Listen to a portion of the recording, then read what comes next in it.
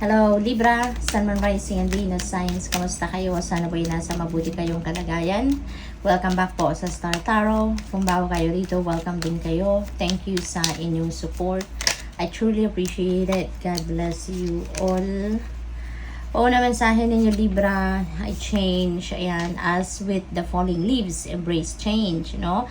Kasi merong parang you're going to turn the page, no? Sa ibang parte ng buhay ninyo sa ngayon, you're going to create some change, no? At maaaring ito yung matagal na ninyong gustong mangyari na pagbabago, maaaring pagod na kayo, sawa na kayo, no?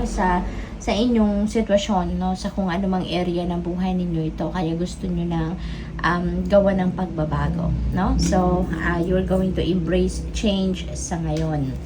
What else? We have hidden depths. You only see the surface and look beyond. Okay? Importante, no, na titignan ninyo or you're going to dig deeper into a situation, lalo-lalo na dito sa mga pagbabagong ito, no? Kasi maaaring hindi pa ninyo sigurado kung ano ang meron sa oportunidad na meron kayo ngayon para mag-create ng pagbabago sa ibang parte ng buhay ninyo. So, do not rely only on what you see sa surface. Wag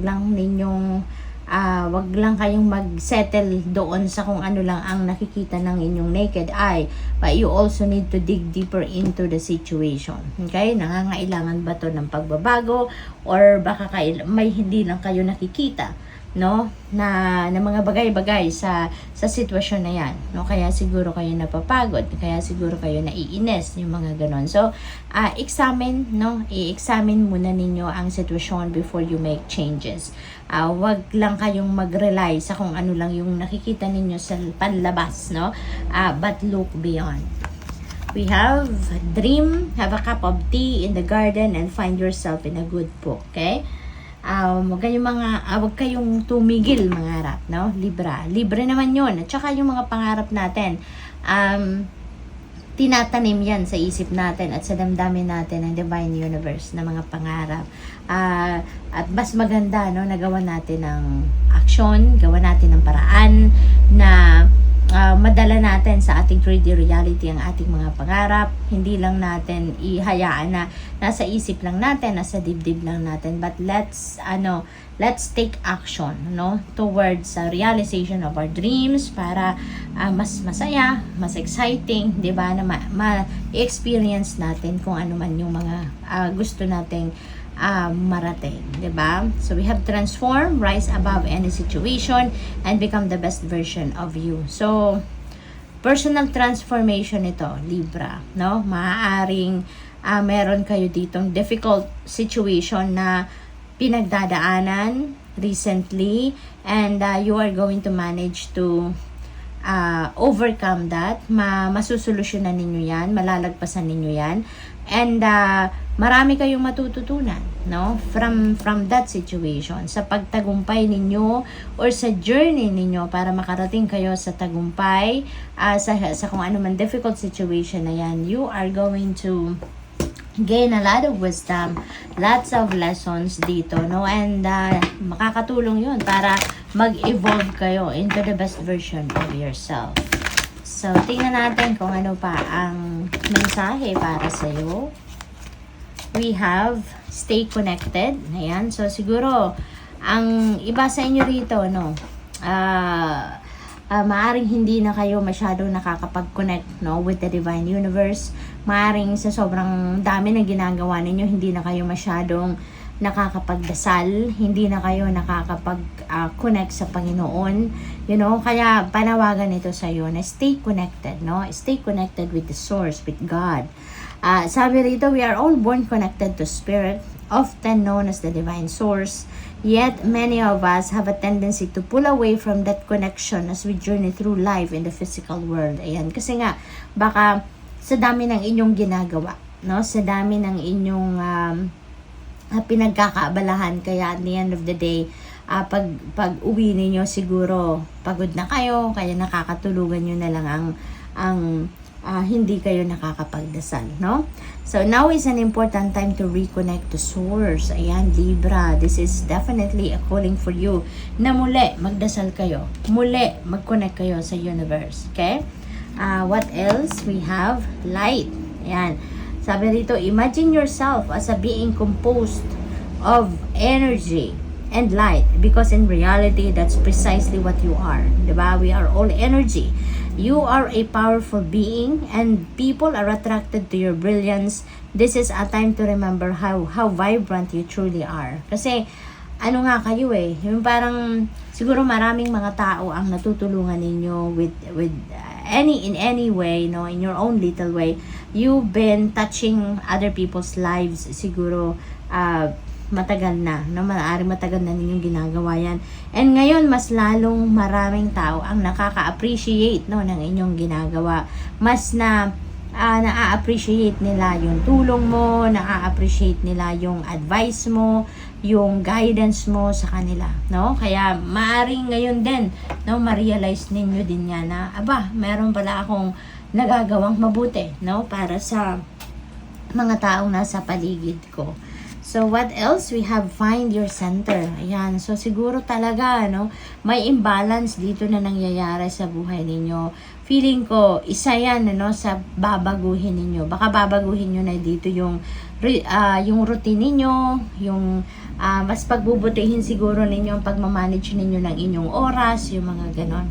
Sabi dito, your outside world is a reflection and a manifestation of what's going on inside you at this time. When the outside world becomes so hectic and stressful that your anxiety starts to overwhelm you. That's very true. Kaya maaring yun nga nangyayari sa inyo sa ngayon. Marami kayong pinagkakabalahan. You have too much on your plate, Libra. No?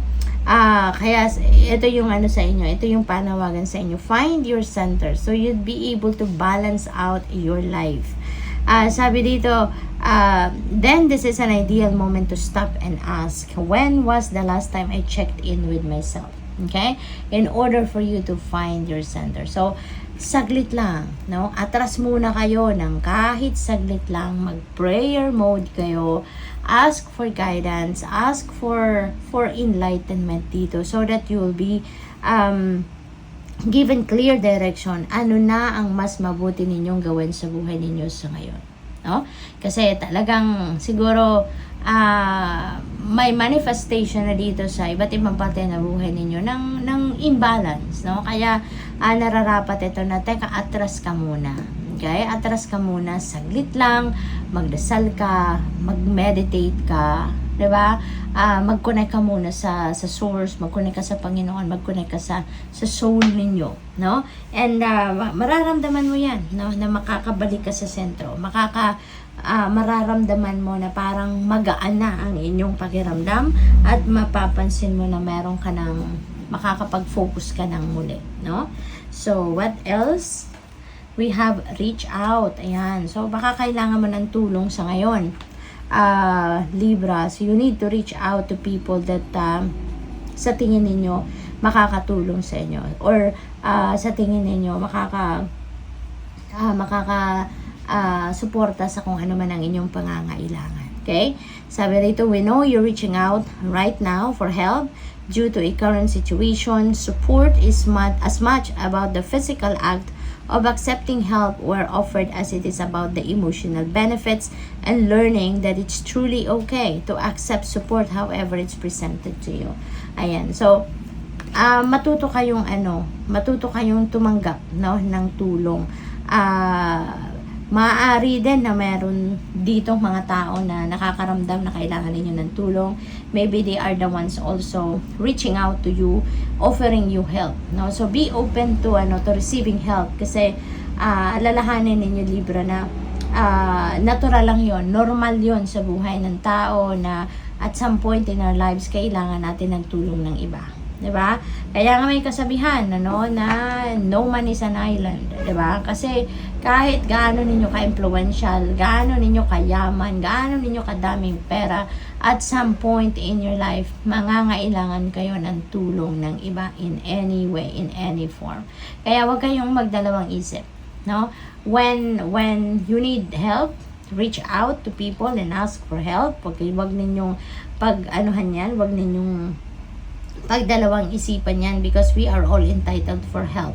At kung meron na ding nag-o-offer ng tulong sa inyo, learn to be open, no, to accept those help din na ino-offer sa inyo ng mga tao.